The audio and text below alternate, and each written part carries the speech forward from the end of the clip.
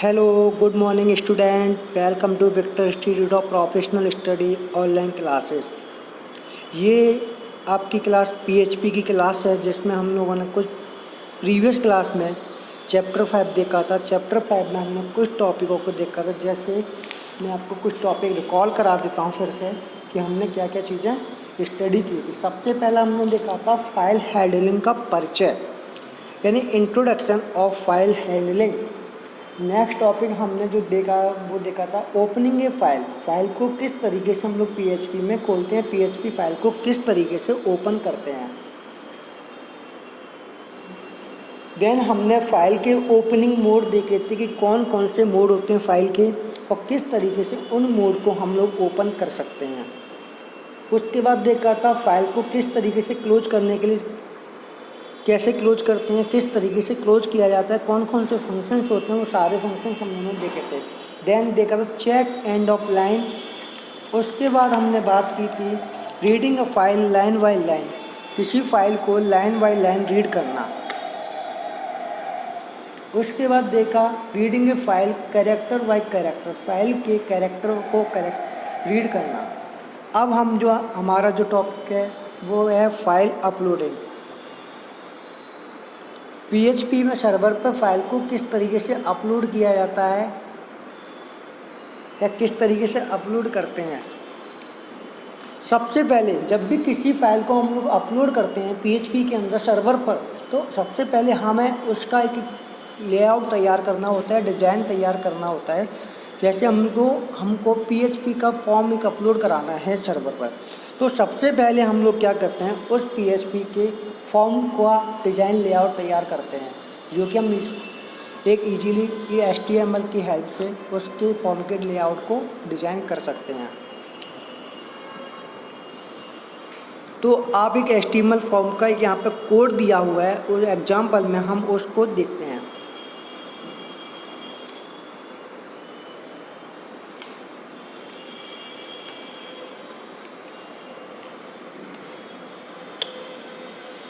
सबसे पहला है HTML का ओपनिंग टैग। तो हमें पता है कि हम किस तरीके से पहले फॉर्म को तैयार करते हैं।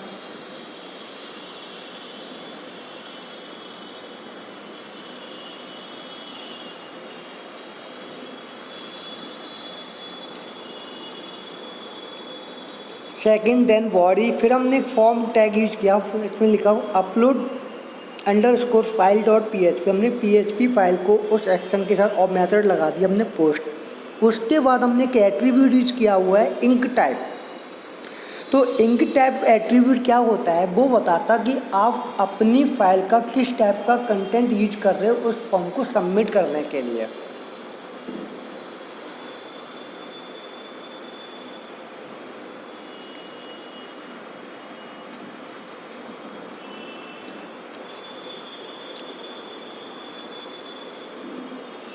उसके बाद हमने एक बनाया लेबल फॉर फाइल नेम। हमने एक लेबल क्रिएट किया फाइल का, जिसमें हमारा होगा फाइल का नेम। दूसरा इनपुट टैब लिया फाइल, उस नेम फाइल का एट्रीब्यूट का टैब का नेम दिया फाइल, देन आईडी बताई फाइल। उसके बाद इनपुट टैब सबमिट, हमने एक बटन यूज किया सबमिट बटन, जिसका नाम देखते सबमिट और वैल्यू भी उसकी क्या थी सबमिट। फिर फॉर्म टैग को क्लोज किया, देन फॉर्म टैग को बॉडी टैग को क्लोज किया, देन HTML टैग को क्लोज किया। तो इस तरीके से सबसे पहले हम अपने फॉर्म को एक डिजाइन कर सकते हैं। क्लियर। अब हम लोग आगे बात करते हैं कि हमने जो जो टैग यूज किए तो उन टैग का क्या यूज है, HTML फॉर्म के बारे में क्या क्या चीज़ें वो बताता है। सबसे पहला फॉर्म का हमने जो फॉर्म के अंदर एक टैग यूज किया था, एक एट्रीब्यूट यूज किया था इंक टैब। एट्रीब्यूट टैग बताता है कि फॉर्म को सबमिट करते समय कौन सा कंटेंट टाइप प्रयोग होना है, यानी हमने जो कंटेंट टाइप किया है वो कौन सा टाइप का कंटेंट है, तो वो ये इस टैग को इस कंटेंट के टाइप को डिस्क्राइब करता है, इंक टाइप एट्रीब्यूट। दूसरा हमने यूज किया इनपुट टैग का टाइप फाइल ये बताता है कि आप इनपुट को फाइल की तरह लेना चाहिए या किस तरीके से। तो हम लोग क्या करते हैं, जैसे हम लोग कभी कभी बहुत सारी चीज़ों आपने देखा होगी, आप कोई वेबसाइट को विजिट करते हैं, तो उस वेबसाइट में जब आप फॉर्म होता है उसमें आप एक रिज्यूम को अपलोड करते हैं अपने सर्वर पर। तो वो वहाँ पर बताता है कि भाई मुझे किस टाइप की फ़ाइल का हमने फ़ाइल अपलोड कराई है वो फ़ाइल किस टाइप की है, जेपीजी फ़ाइल है, वर्ड फाइल है, डॉक फाइल है या पीडीएफ फाइल है। तो यही जो इनपुट टैग का जो बता रहा है टाइप, तो फाइल को ये बताता है फाइल का टाइप कि आप कौन से टाइप की फ़ाइल को अपलोड कर रहे हो। क्लियर बेटा? अब फाइल को अपलोड करने के लिए सर्वर एंड पर हम या बैक एंड पे एक स्क्रिप्ट तैयार करते हैं। वो स्क्रिप्ट आपको मैं दिखाता हूँ, नीचे के एग्जाम्पल में दिया हुआ है कि अपलोडिंग फाइल करने के लिए उस स्क्रिप्ट में क्या क्या कोड होता है।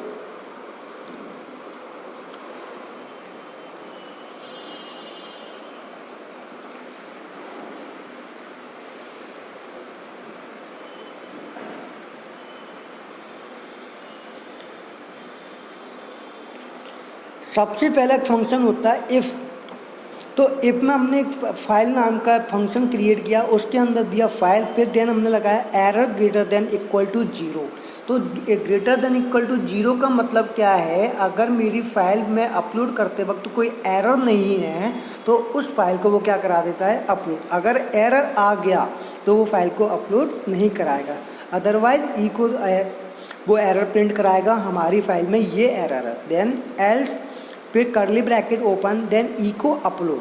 अब हम लोग जो एक टैग यूज कर रहे हैं, एक फंक्शन यूज कर रहे हैं अपलोड। तो अपलोड फंक्शन क्या बताता है, फाइल का नेम कि आप किस टाइप की फाइल को अपलोड कर रहे हो।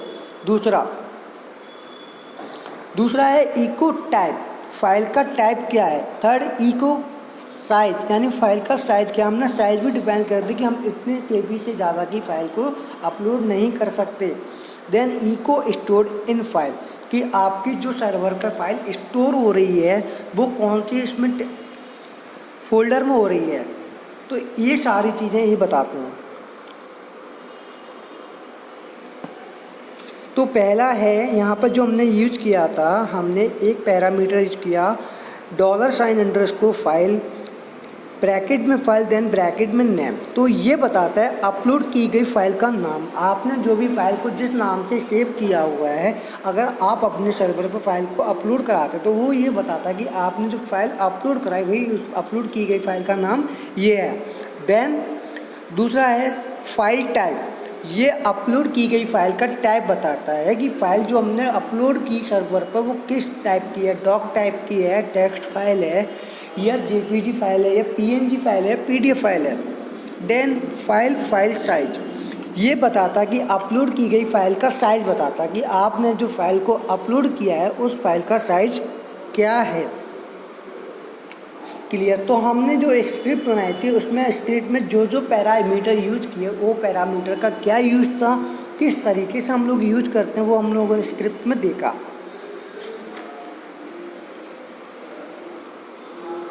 नेक्स्ट मूव करते हैं अगला है फाइल टेम्पलेट। आपने ये बताया कि सर्वर पर हमने फाइल को कौन सी जगह स्टोर किया है, तो हमने यहाँ पे बता दें कि जो हमारी फाइल की टेम्परेरी कॉपी है वो टेम्प नाम के फोल्डर में एक स्टोर है। अगला है एस फाइल एरर, ये अगर हमारी फाइल अपलोड नहीं होती है और फाइल अपलोड ना होने के कारण जो एरर क्रिएट हो रहा है, एरर क्या आ रहा है, तो उस एरर को शो करता है। This is a very simple way of uploading file को अपलोड करने का ये बहुत सिंपल तरीका है। For a security reason you should add restriction on what the user is allowed to upload. सुरक्षा कारणों से आपको उन रेस्ट्रिक्शन को यूजर को यूज करना चाहिए जो कि यूजर को अपलोड करते समय अनुमति दे। अपलोड करने की कुछ रेस्ट्रिक्शंस होती हैं, हम कुछ रेस्ट्रिक्शंस लगा सकते हैं अपलोड की स्क्रिप्टिंग में।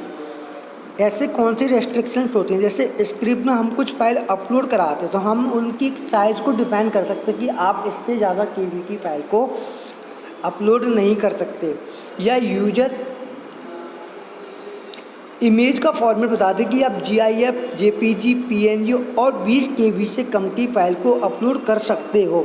तो ये क्या है, हमने अपनी फ़ाइल को अपलोड कराने के लिए रेस्ट्रिक्शन बता दें कि यूज़र की इन रूल्स को फॉलो करे, इन मापदंडों को फॉलो करे, तभी उसकी फ़ाइल क्या होगी, सर्वर पर अपलोड हो पाएगी।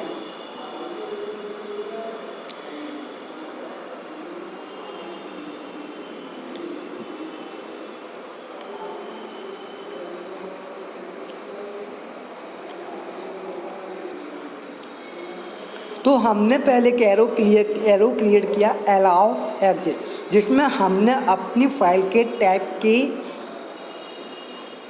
के अपलोडिंग टाइप को हमने डिस्क्राइब किया कि हमारी फाइल GIF होगी, अगर यूजर GIF अपलोड करता हो जाएगी, JPG होगी तो हो जाएगी, तो JPG होगी तो भी हो जाएगी, PNG फॉर्मेट। तो इन 4 फॉर्मेटों को हमने क्या कर दिया, फाइल के एट्रीब्यूट को डिस्क्राइब कर दी कि आप इस चारों फॉर्मेट में से किसी भी टाइप की फाइल को अपलोड कर सकते हो।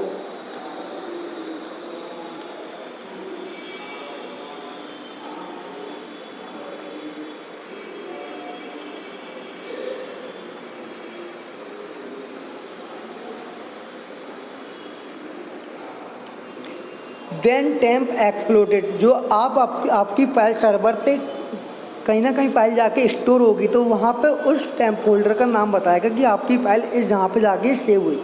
देन एक्सटेंशन 10 एंड, जैसे ही आपकी स्क्रिप्ट रन हो गई, आपकी फाइल स्टोर हो गई, तो वो उसके बाद जो उसकी टेम्परेरी फाइल बनती है, वो टेम्परेरी फाइल को ऑटोमेटिकली क्या हो जाएगी, रिमूव हो जाएगी। हमने यहाँ पर फंक्शन यूज किया इफ फाइल टाइप, पहली फाइल का टाइप अगर GIF होगा तो वो इजीली क्या करा देगा, अपलोड करा देगा। देन हमने फाइल का टाइप असाइन किया JPEG, तो वो भी अपलोड करा सकता है। देन नेक्स्ट कराया हमने फाइल टाइप इमेज JPG को भी अपलोड करा सकता है, PNG फाइल की टाइप को भी अपलोड करा सकता है। तो इस तरीके से हमने अपनी फाइल के टाइप के फॉर्मेट को डिस्क्राइब कर दिया। देन हमने फाइल के साइज़ को भी डिस्क्राइब किया, हमारी फाइल का साइज़ 20,000 से कम होना चाहिए, यानी 20 KB से कम का होना चाहिए। फिर हमने फंक्शन यूज किया इफ फंक्शन, अगर हमारी फाइल के अंदर कोई एरर नहीं है तो हमारी फाइल को अपलोड कराए, अदरवाइज कोई एरर है इको तो एरर को प्रिंट कराए। एल्स देन अपलोड, फिर हमने फाइल का अपलोड का दिया कि हमारी फाइल अपलोड होगी तो उस फाइल की अपलोड की गई फाइल का नाम बताए। देन टाइप फाइल का किस टाइप की है वो बताएगा। देन इको साइज, आपकी फ़ाइल की साइज़ को डिस्क्राइब करेगा, और फाइल आपकी कहाँ पर जाके स्टोर हो रही है उसका बताएगा। क्लियर? अगर इनमें से कोई भी कंडीशन मैच नहीं करती तो देन एल्स, तो वो कहेगा इको इनवैलिड फाइल, तो आपको क्या एरर देगा, इनवैलिड फाइल का एरर। इस तरीके से हम अपनी फाइल को सेव कर सकते हैं, अपलोडिंग फाइल को। क्लियर बेटा?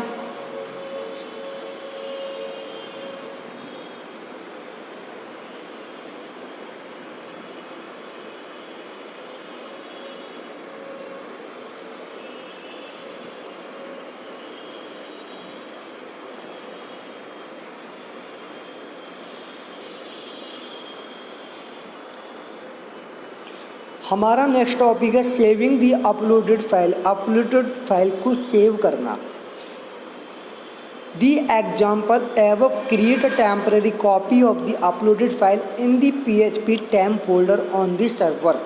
जो हमारा दिया गया एग्जाम्पल है वो ये बताता है कि आपने जो PHP के अंदर फाइल को अपलोड किया उसकी टेम्पररी कॉपी क्रिएट होती है, जो कि सर्वर के टेम्पररी फोल्डर में जाके सेव होती है। जब हमारी स्क्रिप्ट ख़त्म हो जाती तो टेम्परेरी फाइल भी क्या हो जाती, गायब हो जाती। तो अपलोडेड फाइल को स्टोर करने के लिए इन्हें किसी अन्य लोकेशन पर कॉपी करने की नीड होती है। तो क्या होता है, जब हम लोग हमारी स्क्रिप्ट रन कराते हैं तब तक तो ये टेम्परेरी फाइल क्या रहती है, स्टोर रहती है। जैसे ही हमारी स्क्रिप्ट कम्प्लीटली रन हो गई तो ये टेम्परेरी फाइल क्या हो जाती है, ऑटोमेटिकली ख़त्म हो जाती है। तो इसलिए हमें इन फाइलों को अपनी अन्य लोकेशन पर कॉपी करने की नीड होती है। क्लियर बेटा?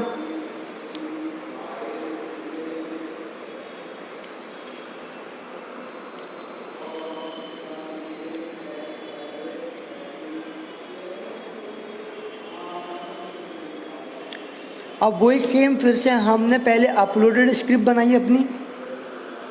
ये सारी की सारी मेरी क्या थी, अभी तक अपलोडेड स्क्रिप्ट थी। अभी तक हमने प्रीवियस टॉपिक में पढ़ा था कि अपलोडेड स्क्रिप्ट कैसे बनाते हैं, अपलोडेड फाइल को अपलोड करने की रेस्ट्रिक्शंस क्या होती है, सीमाएं क्या होती है। तो वो सारी चीज़ें यही हैं सेम।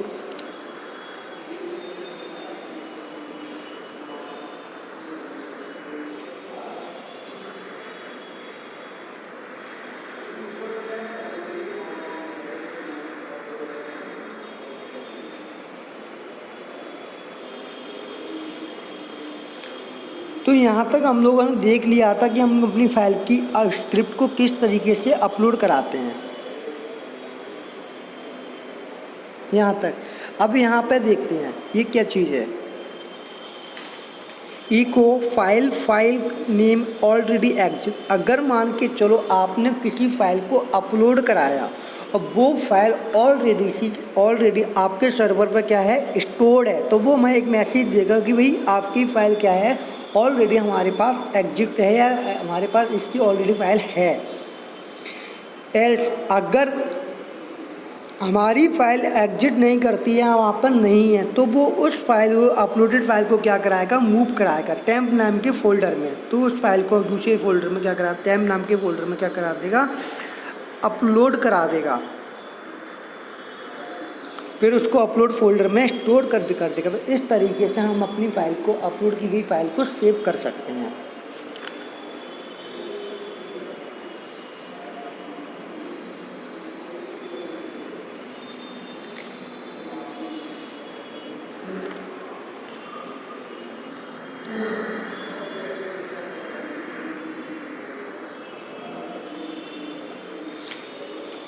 ये वाली स्क्रिप्ट ये चेक करता था कि आपकी फ़ाइल ऑलरेडी हमारे सर्वर के पास है या नहीं। अगर नहीं है तो क्या करेगा, उस फाइल की कॉपी को फोल्डर में अपलोड, तो फाइलों की अपलोड कॉपी में कर देता है।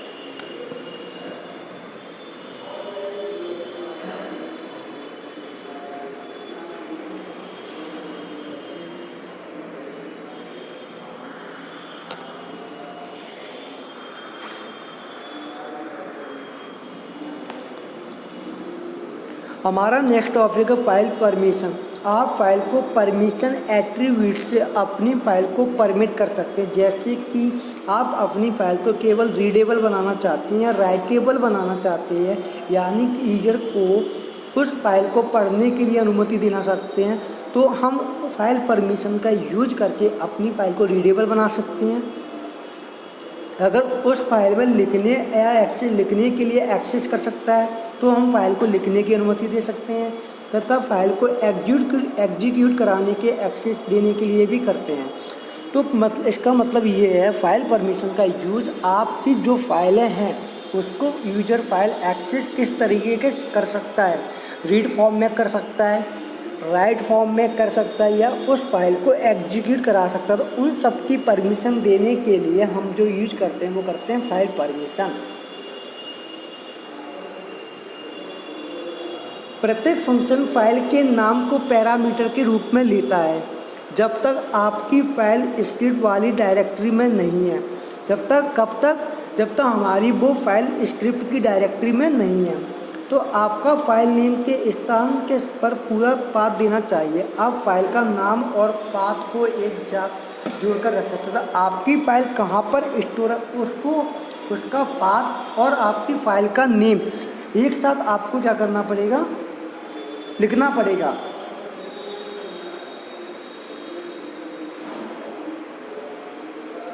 क्लियर यहाँ तक बेटा कि परमिशन फाइल क्या होता है। यहाँ पर नीचे दिया हुआ है कि हम किस तरीके से इस फंक्शन को यूज करते हैं। हमने लिखा हुआ है $size file _ name।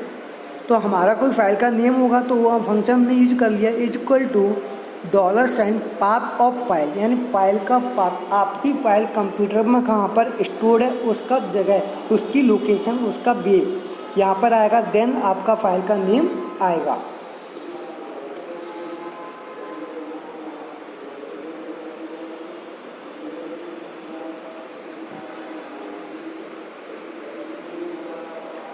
तो नीचे के एग्जाम्पल उसमें देखते हैं कि इस तरीके से हमने इस परमिशन नाम के फंक्शन को यूज किया। वही PHP का हमने सबसे पहले क्या किया, ओपनिंग टैग लगाया, देन फाइल नेम। ये हमारा क्या है, हमने फाइल की क्या बनाया, फाइल का फंक्शन बनाया। इक्वल टू हमने लिख दिया permissions.php। हमने फाइल का यूज कर लिया, file name. If is readable, अगर मेरी फाइल कैसी है, रीडेबल है फाइल का नेम, तो आपकी फाइल वो क्या होगी, रीडेबल बन जाएगी। अदरवाइज आपकी फाइल क्या नहीं है, रीडेबल नहीं है। Then else if is writable, अगर हमारी फाइल कैसी है, राइटेबल, तो आपकी फाइल क्या हो जाएगी, राइटेबल हो जाएगी। अदरवाइज आपकी फाइल क्या नहीं होगी, राइटेबल नहीं होगा।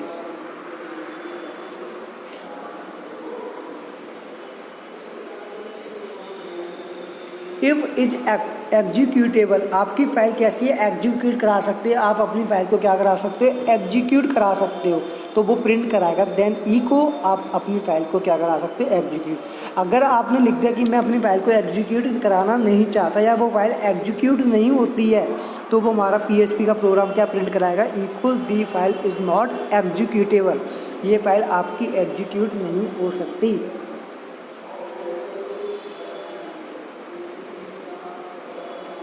क्लियर बेटा। अब अगला स्टेटमेंट जो है वो है इंक्लूड एंड रिक्वायर स्टेटमेंट।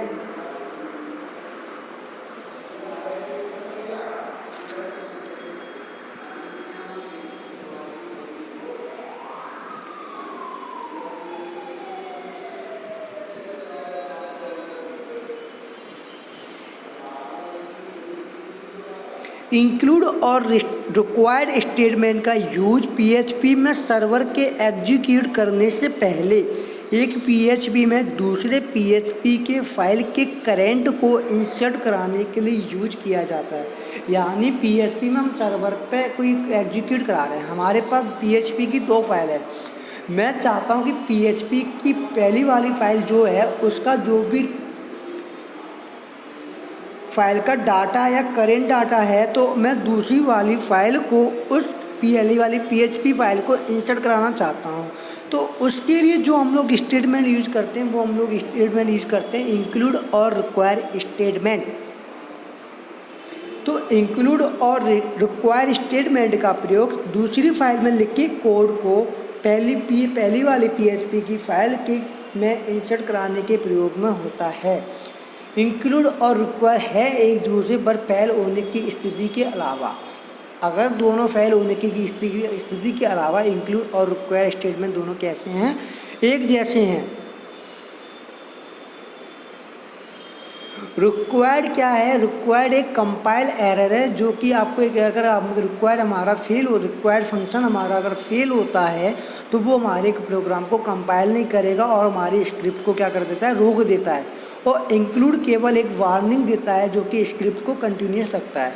तो दोनों में एक अंतर है कि रिक्वायर क्या करता है, अगर हमारा रिक्वायर फेल होता है, रिक्वायर स्टेटमेंट फेल होता है तो हमारे प्रोग्राम की कंपाइलेशन को रोक देता है और हमारी स्क्रिप्ट को रोक देगा।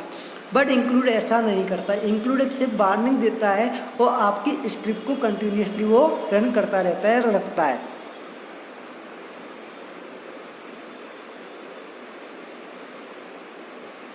यदि आप इंक्लूड फाइल के ना होने पर भी यूजर को आउटपुट दिखाना और एग्जीक्यूशन जारी रखना चाहते हो तो आप इंक्लूड का प्रयोग करें, अन्यथा फ्रेमवर्क CMS या जटिल PHP एप्लीकेशन कोडिंग के मामले में सदैव महत्वपूर्ण फाइल को शामिल करने के लिए रिक्वायर का प्रयोग एग्जीक्यूशन के प्रयोग के लिए करें।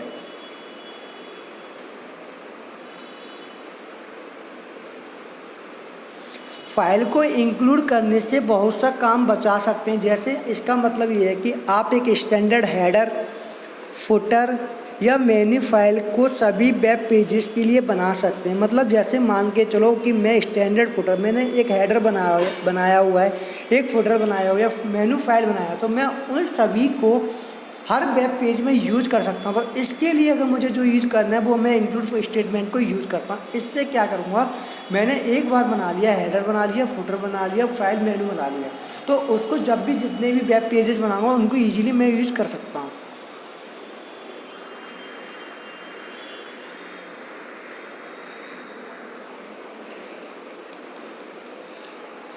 जब हेडर को अपडेट करने की नीड होती है तो आप केवल हेडर फाइल को ही अपडेट कर सकते हैं। इंक्लूड स्टेटमेंट का यूज करने से ये फ़ायदा है कि जब मान के चलो आपको हेडर अपडेट करना चाहते हो तो केवल आप हेडर की फाइल को ही अपडेट करें, तो इससे क्या होगा, आपका हेडर ऑटोमेटिकली क्या हो जाएगा, अपडेट हो जाएगा। अगर आप फुटर को अपडेट करना चाहते हो तो फुटर को अपडेट कर सकते हो।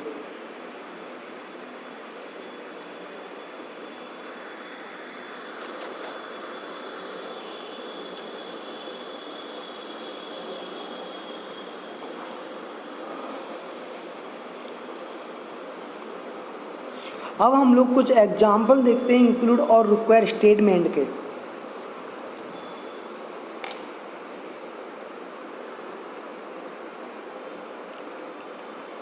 मेरे पास एक हेडर फाइल नाम की क्या है, PHP की फाइल है। उस पीएचपी की फाइल के पेज, उस हेडर फाइल को पेज में इंक्लूड करने के लिए मैं इंक्लूड या रिक्वायर का प्रयोग करता हूँ। मेरे मान के चलो कि मैंने एक मेनू बना रखा है अपनी फाइल वेबसाइट के लिए कि होम, अबाउट अस, इस टाइप के मैंने क्या किया 3-4 मेनू बना रखे हैं। वो मैंने स्पेशली हेडर फाइल के रूप में सेव करके रख दी और उस फाइल को मैं पीएचपी की दूसरी फाइल में यूज करना चाहता हूँ, तो उसके लिए इंक्लूड और रिक्वायर का यूज करता हूँ।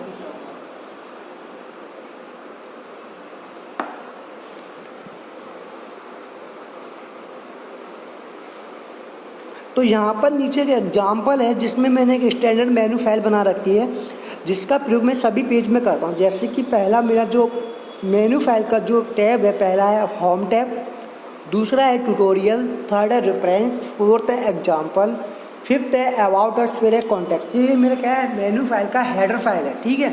ये स्टैंडर्ड फाइल बना के रखिए, इसे मैं सब में यूज करूँगा, ठीक है। तो इसका यूज, इसको यूज करने के लिए हर पीएचपी फाइल में मेरे पास 2 स्टेटमेंट होते हैं, एक रिक्वायर स्टेटमेंट, एक इंक्लूड स्टेटमेंट। तो इनमें से किसी भी स्टेटमेंट का यूज करके इस हेडर फाइल को दूसरी पीएचपी फाइल में यूज कर सकता हूँ।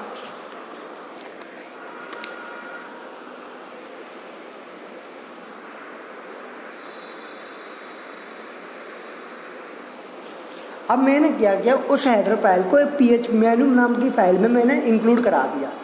तो यहाँ पर मेरा एग्जाम्पल देखो, एक मैंने बना रखा था page HTML body div class left मेनू। अब मैंने क्या किया, उसी में पीएचपी की फाइल को अपनी इंक्लूड करा दिया कि menu.php के नाम से। तो क्या हुआ, वो स्टैंडर्ड फाइल थी वो कहाँ जाके इंक्लूड हो गई, इस पर लिंक हो गई।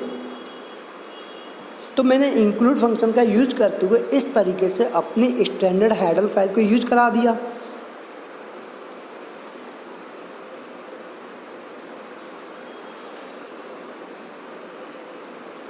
क्लियर बेटा। तो इस तरीके से हम लोग फाइल एडिटिंग, हमने देखा कि फाइल एडिटिंग में होता है कि अपलोड स्क्रिप्टिंग कैसे बनाते हैं, किस तरीके से फॉर्म बनाते हैं और किस तरीके से अपने फॉर्म को हम लोग सर्वर पर लोड करते हैं। दूसरी चीज़ कि हम यूजर को रेस्ट्रिक्शंस दे सकते हैं, कि परमिशन दे सकते हैं कि भाई आप यही चीज़ें यूज करें अपने अपलोडिंग फाइल में। अगर आप हमारे पैरामीटर है, हमारी टर्म्स एंड कंडीशन के अगेंस्ट में आप अपनी फ़ाइल को अपलोड करते हैं तो आपकी फ़ाइल अपलोड सर्वर पर नहीं हो सकती। क्लियर बेटा। तो ये है आपका चैप्टर 5 का लास्ट ट्यूटोरियल जिसमें हमने पूरे चैप्टर को कवर किया। अगर आपको समझ आया तो मुझे प्लीज़ कमेंट करें। अगर कोई और प्रॉब्लम है, आपको कोई चीज़ समझ नहीं आई या कोई टॉपिक समझ नहीं आया तो आप मुझे प्लीज़ कमेंट करके बताएं। Thank you.